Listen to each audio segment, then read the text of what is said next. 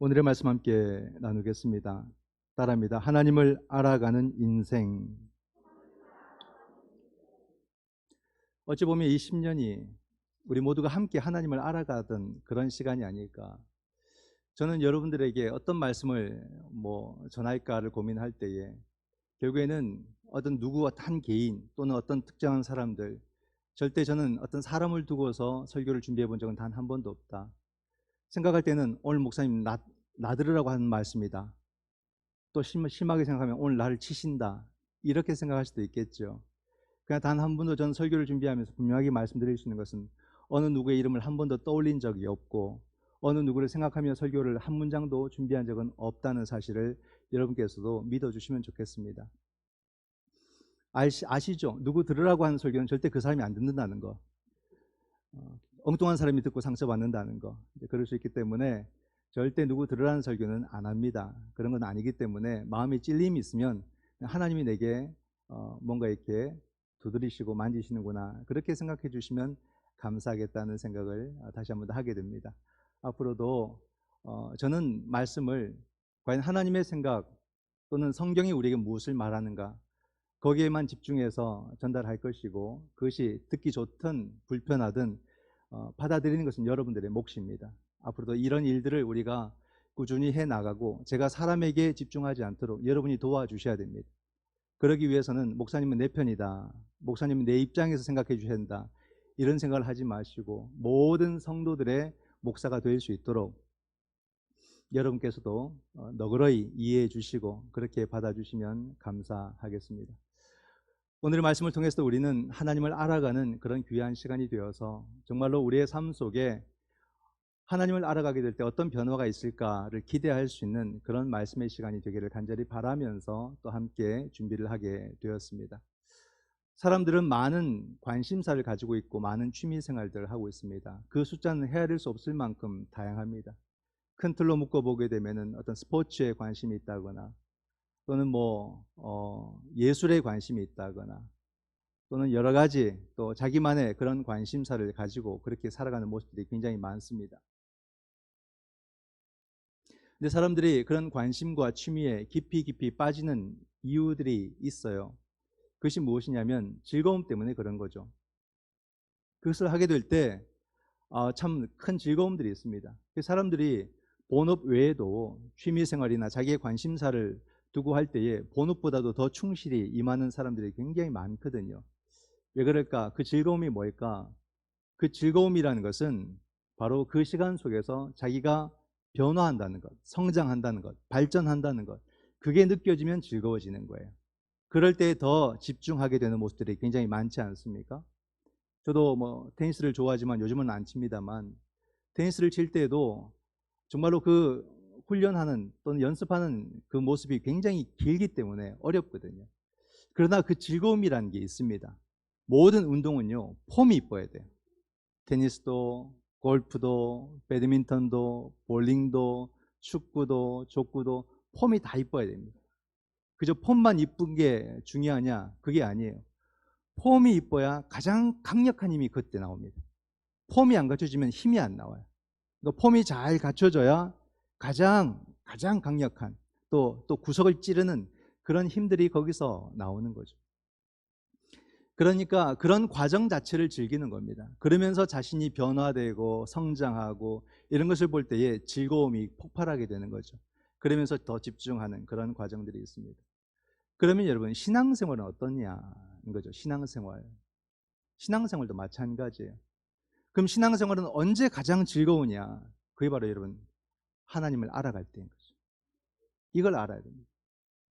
우리의 신앙생활의 가장 큰 즐거움이 우리에게 주어질 때는 언제냐? 내가 하나님 경험할 때, 내가 하나님을 알아가게 될 때, 그때 비로소 우리는 신앙의 참된 맛을 보게 되고, 그것이 단순히 그냥 하나님을 알아가는 횟수가 쌓이는 것이 아니라 내 삶이 성장하고 변화되고 발전한다는 것을 느끼게 되는 것입니다. 그럴 때 신앙생활이 이토록 즐거운 게 없어요. 신앙생활이 왜 전부라고 하는지, 신앙생활이라는 것은 교회 안에서의 또는 종교생활을 말하는 것이 아니라 내 인생을 말하거든요. 신앙은 내 전 인생에 걸쳐서 이루어지기 때문에 하나님을 알아가는 삶을 살게 될 때에 내 인생이 새로워진다, 것을 우리는 경험하게 되는 것입니다. 이게 굉장히 중요하죠. 오늘 사도 바울이 이 본문 속에서 그 자신이 하나님을 알아갔던 모습을 고백과 함께 우리에게 보여주고 있고, 그로 말미암아 사도 바울이 어떤 변화된 삶을 살았는가를 우리에게 알려주는 말씀이 오늘의 본문입니다. 오늘 본문 속에서 좀 특이한 사도 바울의 고백이 있어요. 그게 뭐냐면 15절에 나는 죄인 중에 괴수다, 이런 말을 합니다. 이 유명한 말씀이기도 한데요, 우리가 이 말을 오해할 때도 있죠. 아, 바울이 정말로 죄를 많이 지었구나, 이런 생각을 할 수도 있습니다. 우리가 또 알지 못하는 죄가 있을까? 그런 생각도 우린 짐작을 많이 하지 않습니까? 다른 사람에 대해서도 이럴 거야 저럴 거야 하면서 얼마나 다른 사람에 대해서 죄를 많이 지었습니까? 그래서 바울이 많은 죄를 지었을까, 그런 생각을 하겠지만, 그 말씀 앞에 보게 되면 어떤 말씀이 전제되어 있냐면, 그리스도 예수께서 죄인을 구원하시려고 임하셨다라는 말을 하면서 그 말을 합니다. 그렇게 볼 때에 바울은 왜 자기 자신을 죄인 중에 괴수로가 했냐면, 구원의 은혜를 그만큼 사모한다, 이 말. 사도 바울은 모든 것을 배설물처럼 버리는 사람이었어요. 더 낮아지는 사람이었고 남들에게 베푸는 사람이었어요. 그러나 사도 바울이 가장 우선되게 생각했던 게 있어요. 그게 바로 은혜입니다. 은혜. 주의 은혜를 사모하지 않고서는 나는 살아갈 수가 없고, 주님의 은혜가 아니고서는 나는 사명을 감당할 수 없기 때문에 은혜만큼은 절대 놓치지 않았습니다. 그 상대적인 것도 아니에요. 그냥 내 삶의 우선순위, 내 삶에 있어서 가장 중요한 것은 주의 은혜를 경험하는 것이고, 그 가장 큰 은혜가 바로 구원의 은혜라는 겁니다. 그 구원의 은혜는 바로 죄인을 구원하시는 은혜이기 때문에, 그렇다면 나는 죄인 중에 괴수다, 가장 앞장서서 이 은혜를 내가 받고자 합니다 라는 고백을 사도 바울이 하고 있는 거죠. 왜냐하면 사도 바울이 다메섹 도상에서부터 시작해서 하나님 경험들이 놀랍게 일어나게 됐고, 그 놀라운 하나님의 경험이 자신의 삶을 놀랍게 변화시키는 것을 또한 사도 바울이 경험했기 때문입니다. 이렇게 믿음의 사람들이 자신을 부족한 자로 고백하는 것은 무엇 때문일까? 바로 놀라운, 정말로 절대적인 하나님의 은혜를 경험하게 될 때 나타나는 현상이다, 이렇게 말할 수 있어요. 우리가 하나님을 만나고 하나님을 경험하게 될 때 가장 첫 번째 나타나는 현상이 뭘까요? 막 감사와 찬양과 막 박수가 막 나올까요? 그래 나올 리가 없습니다. 하나님을 정말로 여러분 경험하게 될 때는 정말 내가 죄인이구나, 이거 외에는 우리에게 떠오르는 게 없어요. 정말 나는 죄인이다, 정말 나는 부끄러운 사람이다. 그래서 우리는 꼬꾸라지는 겁니다. 하나님 경험이 처음 이루어지게 될 때 모든 사람들은 꼬꾸라지는 거예요. 내가 죄인이라는 거, 고개를 들 수가 없는 거죠. 그런 경험, 그래서 내가 죄인 중에 괴수다, 이런 고백을 하게 되고, 그 시간이 지나게 될 때 비로소 뭐가 나오냐면 하나님 찬양이 나오게 됩니다. 하나님을 찬양할 수밖에 없어요. 이런 죄인을 구원하시는 그 하나님을 찬양할 수밖에 없는 그런 성도의 모습이 나타나게 됩니다. 그 찬양이 17절에 나타나는데, 그 17절이 무엇으로 구성되어 있는지 한번 보십시오. 17절을 보면 영원하신 왕 곧 썩지 아니하고 보이지 아니하고 홀로 하나이신 하나님께 존귀와 영광이 영원 무궁하도록 있을지어다. 아멘. 하나님을 찬양하는데 그 찬양의 가사가 하나님 경험들이에요. 하나님 경험들이 쫙 고백되지 않습니까? 영원하신 왕, 그 왕은 어떤 분이냐? 썩지 않고 보이지 않고 홀로 하나이신 왕, 그 고백을 찬양으로 사도 바울이 드리고 있다라는 사실입니다. 오늘 우리는 이 17절을 간단히 묵상을 하고자 합니다. 하나님 경험이 왜 중요한가? 여러분 한번 생각해 보십시오. 그냥 한 번에 자신의 어떤 그런 감동적인 짜릿한 그런 느낌을 주고자 하는 것이 아니라, 이것이 정말로 정말로 중요하다는 것을 우리가 한번 생각을 해봐야 됩니다. 나는 하나님 경험을 중요하게 생각하는가? 영원한 왕이라고 고백을 하잖아요. 왕, 그 당시에 왕은 어떤 존재입니까? 절대 권력을 가진 존재예요. 생명을 죽이기도 하고 생명을 살리기도 하는 그런 권력을 가진 사람을 왕이라고, 황제라고 합니다. 물론 생명을 살린다는 것이 죽은 자를 살리는 것이 아니라 생명을 죽이지 않을 권리를 가지고 있는 거죠. 그러므로 하나님을 영원한 왕, 나의 왕이라고 고백한다는 건 뭡니까? 하나님이 생명의 주인이시다라는 뜻이에요. 하나님이 생명의 주인이시다. 그렇죠? 근데 우리가 이 말씀에 대해서 정말로 이 말씀이 내 가슴 속에 막 구구절절이 막 간절히 다가오는 고백일까? 아니면 너무 하나님을 평안히 믿다 보니까 이 말씀이 이제 내게는 상투적인 그런 언어가 되고 말았을까? 상투적인 언어가 되었다면 정말 슬픈 일입니다. 오늘날 많은 사람들이 영원한 왕으로서 하나님을 찾기보다는 보이는 자신만의 왕들을 찾는 그런 시대가 되지 않았을까요? 그렇지 않겠습니까? 보이지 아니하시는 영원한 왕은 나중 문제를 얼마든지 미룰 수 있다고 생각을 해요. 이게 그리스도인들의 하나의 맹점입니다. 큰 실수죠. 그 사람들이 눈에 보이는 정치에 민감한 사람들은 훌륭한 정치인을 자신의 왕으로 삼는 사람들이 의외로 많고요. 그리스도인들 중에도. 또 많은 젊은이들은 어떤 연예인들을 자신들의 왕으로 삼는, 늘 그 사람 생각하고 늘 그 사람을 통해서 자신의 삶과 이렇게 연결을 짓고 그렇게 살아가는 사람이 의외로 많습니다. 또는 어떤 뛰어난 지식인, 그런 사람들을 자신의 어떤 정신적 지주, 왕으로 삼고 살아가는 사람들이 의외로 많아요. 그리스도인들 중에도. 또 설교 잘하는 어떤 목회자를 자신의 왕처럼 삼고 살아가는 그런 성도들도 많습니다. 이것이 얼마나 큰 실수인지를 알아야 돼요. 사람을 자신의 왕으로, 눈에 보이는 대상을 자신의 왕으로 삼고 살아가는 것이 얼마나 큰 실수인지를 알아야 되는 것입니다. 그것은 아무리 눈에 보기 좋아도 영원성이 없잖아요. 정말로 내 생명을 다스릴 만한 능력도 없고 힘도 없고 지혜도 없는 자들이에요. 모든 사람들이 눈에 보이는 것을 자신들의 왕으로 삼는 그 시간 속에서 사도 바울은 하나님만이 나의 왕이십니다.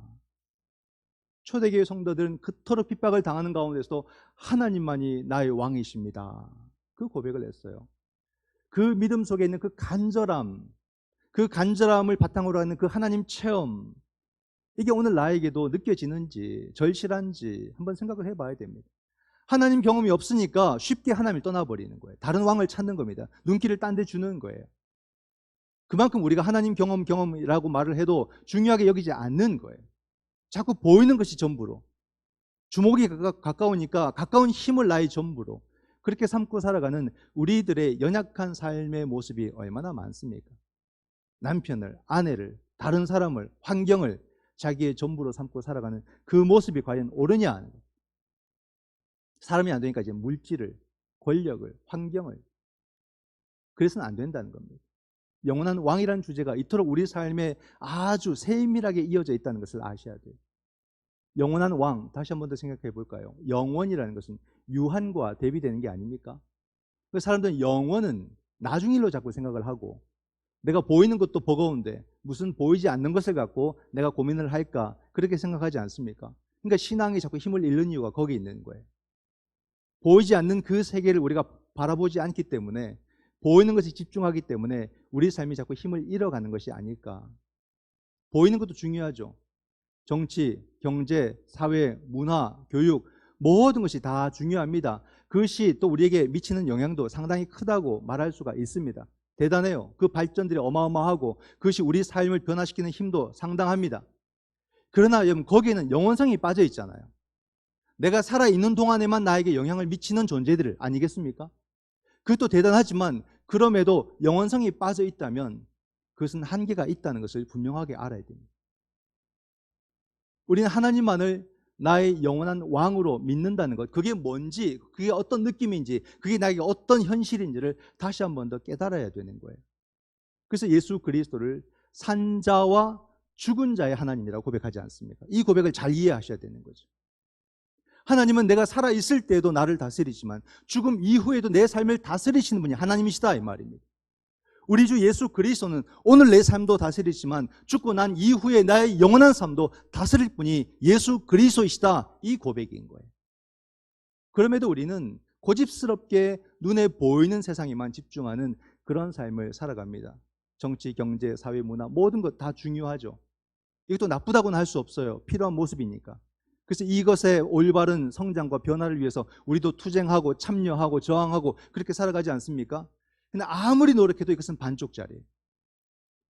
영혼의 주제가 빠져 있다면 아무리 노력해도 거기는 참된 만족에 이를 수 없다는 이미 답이 나와 있는 그런 현실이죠. 그렇지 않습니까? 그렇기 때문에 이 진리를 아는 그리스도인들은 어떤 삶을 살아야 되느냐? 바로 영원한 하나님을 믿을 수 있어야 되고, 그 영원한 하나님과 함께 유한한 세상을 살아가는 그런 삶의 모습을 가질 수 있어야 돼요. 이게 중요한 거예요. 그냥 하나님 믿으라가 아니라 이 유한한 세상을 영원성을 가지고 살아가라 이 말입니다. 이 놀라운 은혜, 영원히 나를 다스리실 그 예수 그리스도와 함께 유한한 세상을 살아간다면 이 삶은 더 의미 있게 우리 속에 다가오지 않겠습니까? 이 삶 속에서 더 온전한 삶의 모습으로 나아갈 수 있지 않겠습니까? 그런 거예요. 즉 단순히 영원이 중요하다라는 걸 말하는 것이 아니라 오늘의 이 유한하고 보이는 세상을 더 바르게 사는 비결이 뭐냐?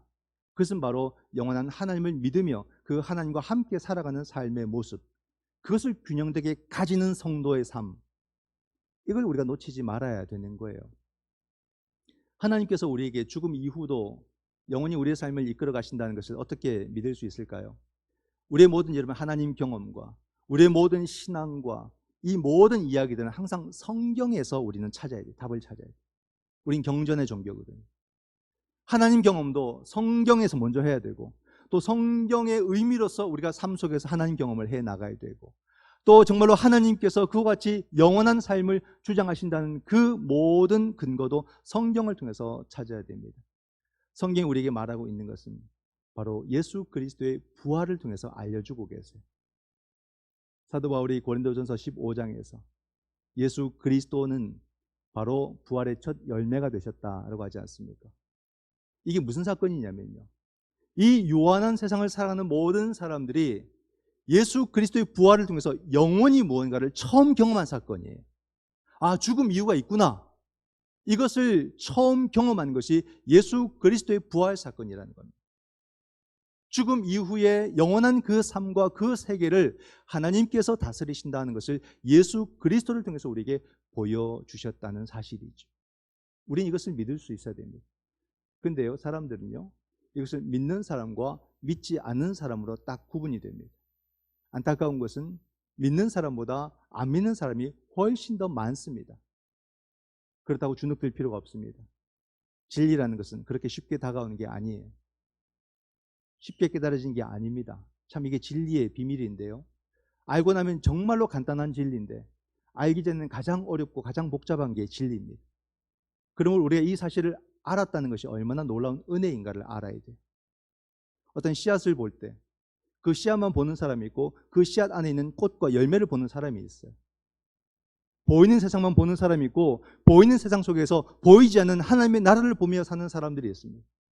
성도란 어떤 사람이냐, 그리스도인들은 어떤 사람이냐, 그 씨앗 속에서 꽃과 열매를 보는 사람들이고 보이는 세상 속에서 보이지 않는 하나님의 나라를 보며 사는 사람들이 그리스도인들이, 이게 균형을 딱 이루는 사람들. 그러므로 우리는 더더욱 하나님을 나의 영원한 왕으로 고백할 수 있어야 되고 섬길 수 있어야 된다. 이게 너무나 분명합니다. 하나님을 어떻게 경험하고 어떻게 고백하냐에 따라서 우리 삶이 어떻게 바뀌느냐가 바로 나오지 않습니까? 이 유한한 삶을 어떻게 살아야 될지도 분명해지지 않습니까? 그러니까 하나님 경험이 그만큼 중요한 거예요. 여러분의 그 고통스러운 시간들이 다 하나님 경험의 시간들이에요. 그 시간들이 소중하다는 걸 아셔야 돼요. 그 시간들을 잊어버리면 안 돼요. 정확하게 기억하셔야 돼요. 그 모든 시간들을 하나님이 나에게 어떻게 찾아오셨고 결국 어떻게 이끄셨는지가 나중에 다 나옵니다. 그래서 우리가 깨닫게 될 때 찬양할 수밖에 없어요. 우리의 삶이 달라질 수밖에 없는 거죠. 그 가운데서 사도 바울이 영원한 왕으로서의 하나님을 고백하며 그 하나님은 썩지 않고 보이지 않고 홀로 하나이신 하나님, 이렇게 고백을 합니다. 썩지 않는다. 그 하나님을 경험한다는 것은 죽지 않으시는 하나님을 말하는 겁니다. 썩지 않는다, 죽지 않는다. 이게 참 놀라운 것이요, 이게 유한함의 증거가 썩고 죽는 거거든요.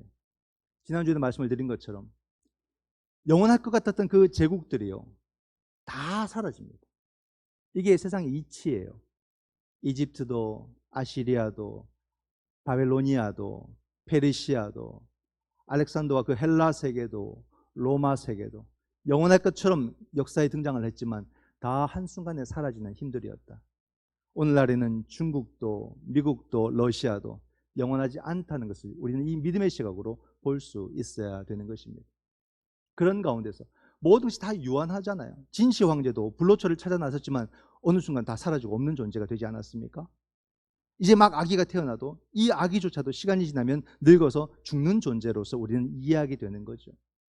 모든 것이 유한하고 모든 것이 썩고 모든 것이 죽는 것이 세상이라는 거 하는데, 이 세상 속에서 영원한 것을 우리가 알고 살아가는 것, 영원한 존재를 믿고 살아가는 것은 하나님의 특별한 선물입니다. 그것을 정말로 믿고 그것을 느끼고 누리고 살아가는 것이 오늘 이 유한한 세상을 얼마나 우리가 능력 있게 지혜롭게 온전하게 살아가느냐를 결정짓는 요소가 되는 거예요. 그러므로 내가 하나님을 경험하고 하나님을 알아가고 하나님을 믿으며 그분을 예배하며 살아가는 것이 우리의 삶을 더 소중하게 여기는 것이고 더 지혜롭게 바르게 사는 비결이다. 내가 왜 하나님 경험을 해야 되느냐? 이미 답은 다 나와 있는 거죠. 그분을 경험할 때만 이 보이는 세계를 바르게 이해할 수 있기 때문 아니겠습니까? 굉장히 중요합니다. 그러면서 사도 바울은 썩지 않고 보이지 않는 그 하나님은 홀로 하나이신 하나님이시다, 이렇게 고백합니다. 이것도 참 감사한 일인데요. 왜 감사하냐면, 여러분, 우리 삶이 참 복잡하다는 거 느끼시죠? 참 삶이 힘들다 이런 말들 하지 않습니까? 답을 알 수가 없어요. 그 진행 방향도 알 수가 없고 그 결과도 모르는 겁니다. 삶이 참 복잡해요. 너무 어려워요.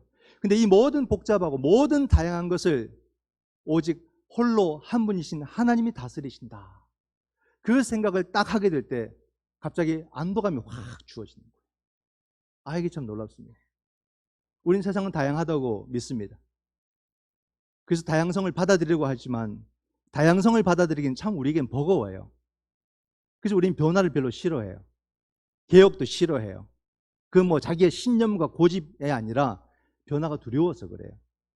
다양성이 버거워서 그래요. 근데 받아들일 수밖에 없어요. 세상이 변화해 버리니까. 근데 세상이 아무리 다양해도, 세상이 아무리 복잡해도 그 모든 것을 한 분 하나님이 다스리신다고 할 때에 이 모든 것에도 질서가 있구나, 이 비결을 알게 되는 거예요.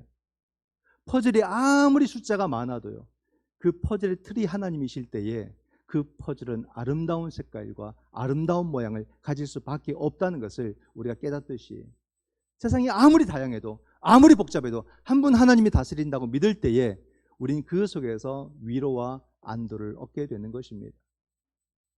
여러분, 이처럼 사도 바울처럼 우리가 하나님을 알아간다는 것이 정말 중요하다고 생각을 하십니까? 세상이 너무 다양하고 복잡한데, 그죠? 내 남편 하나, 내 아내 하나, 그 마음도 잘 모르겠는데, 내 성도들 마음 맞춰 살아가기도 어려운데, 너무 복잡한데 하나님까지 알아가라고? 그건 내 능력을 벗어난 일이다, 그렇게 생각을 할까요, 여러분? 아닙니다. 그럴수록 더 하나님을 알아가야 돼요. 놀랍게도 하나님을 알아가면 복잡한 세상이 덜 복잡해 보여요. 하나님 경험이 많아지면요, 이 복잡한 세상이 단순하구나, 이걸 비결을 알게 돼요. 그래서 하나님을 알아가야 돼요. 우리의 모든 설계자, 창조자 하나님을 알아가게 될 때 세상의 흐름도 보이고 세상의 질서도 보이고 사람의 마음도 이렇게 보여지는 부분이 상당합니다. 이것을 사도 바울이 아주 멋있게 표현해 주었습니다. 고린도전서 13장 11절을 보면, 내가 어렸을 때에는 말하는 것이 어린아이와 같고 깨닫는 것이 어린아이와 같고 생각하는 것이 어린아이와 같다가 장성한 사람이 되어서는 어린아이의 일을 버렸노라.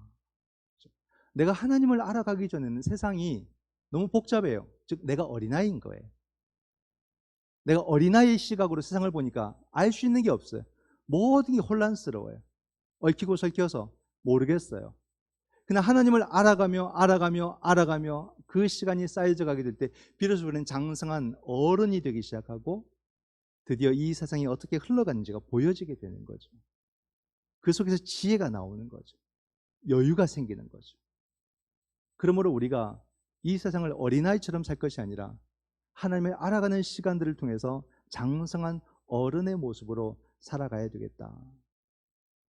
근데 참 신앙생활을 20년, 30년, 40년을 해도 어린아이에 머물러 있는 사람이 있고, 신앙의 연수는 짧아도 정말로 참 저 사람 대단하다, 참 솔직히 부럽다 할 정도로 장성한 어른의 모습으로 빠르게 성장하는 그런 그리스도인들이 있습니다. 그건 바로 하나님 경험에서 차이가 나는 거죠. 예수 그리스도의 경험, 그것이 얼마나 소중한가. 그럴 때 그는 새 삶으로 쑥 들어가 버립니다. 이 경험으로 들어가야 돼요. 새 삶으로의 경험이 뭡니까? 오늘 사도 바울이 고백할 때는 하나님 앞에 존귀와 영광을 영원히 올려드리는 그런 삶을 드디어 살게 되는 것이거든요. 오늘 우리가 하나님을 예배하고 경배와 찬양을 드리는 이 삶을 말하는 겁니다. 그 삶은 단순히 종교적 삶으로 귀화했다 이 말을 하는 게 아니에요. 하나님을 예배하며 존귀와 경배의 삶을 산다는 것은 무엇입니까? 영원한 왕을 고백하는 나는 영원하지 않는 것들에 마음을 두며 그들을 섬기지 않겠다는 고백과 같은 거죠. 썩지 않는 하나님, 보이지 않는 하나님을 고백한다는 것은 썩을 것에 마음을 두고 내 마음 흔들리지 않겠다는 고백을 하는 것입니다. 그런 삶으로 들어가는 거예요. 하나님 경험이라는 것은 종교적인 것을 말하는 게 아닙니다. 실질적인 내 삶의 변화를 말하는 거예요. 유한한 것에 마음 빼앗기지 아니할 것이고 썩는 것에 마음 빼앗기지 않을 것이고 보는 것에 연연하지 않을 것이다라는 그 믿음으로 들어가는 것이며, 이제 내 삶은 작은 것에 또는 인간적인 것에 절망하지 않을 것이고 좋은 일이 있어도 그것 때문에 전부를 얻은 것처럼 그렇게 내가 흔들리지 않을 것이다 라는 고백이에요. 그러므로 우리는 하나님을 알아가고 또 알아가는 삶을 통해서 정말 하나님을 예배하는 예배자가 되고 우리 하나님께 영광과 존귀, 경배와 찬양을 올려드리는 성도가 되고 내 모든 삶을 장성한 어른처럼 넉넉하고 지혜롭게 살아가시는 주의 백성들이 되시기를 주님의 이름으로 축원드립니다. 아멘. 기도하겠습니다.